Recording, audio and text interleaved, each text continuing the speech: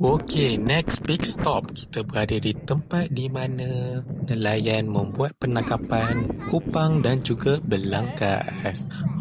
Boleh tengok banyak belangkas yang ada kat situ.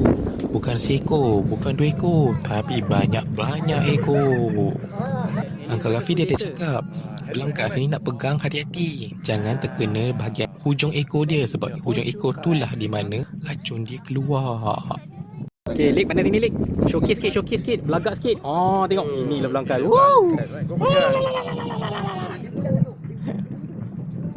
Nah, pegang. Kau pun dah jatuh. Ada brand tak nak pegang belangkas? Makan ada brand kan. Pegang hidup ada brand tak? Berat kan. Berat eh? Dah. Nak pegang. Woo!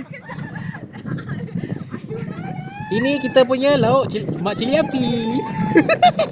So, korang tunggu apa lagi? Dengan dia tak ada keping Joinlah kita lagi. orang. Tapi